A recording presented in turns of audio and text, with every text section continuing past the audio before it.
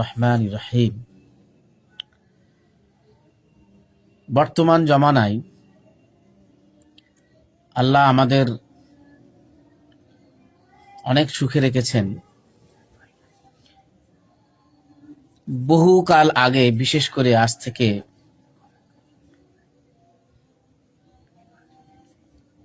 আপনার ৬০-৭০ বছর আগে, অথবা তারও বেশি, ৮০-৯০ বছর আগে, এই এলাকার মানুষ, এই দেশের মানুষ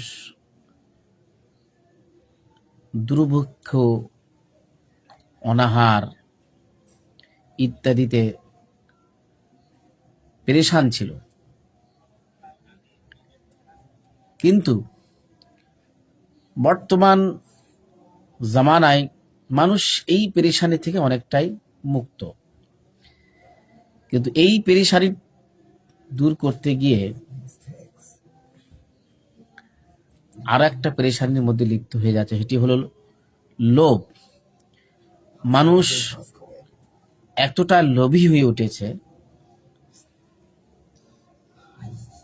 মানুষের লোভের কোনো সীমা নাই। কোরআনের পাকের মধ্যে আল্লাহ তাআলা বলেছেন, হাত্তা যুরতুমুল মাকাবির, তার লোভ এত বেড়ে যাবে যে মরণের সময়ও কবরে চলে যাবে, তবু তার লোভ যাবে না। তো এই জামানায় মানুষের ভিতরে হারাম এবং হালাল এই জিনিসের যে পার্থক্য হওয়া দরকার ছিল, যেটি একটি মানব জীবনের, বিশেষ করে মুসলমান এবং মোমেনদের একটি বিশেষ জরুরি বিষয়, মুসলমানরা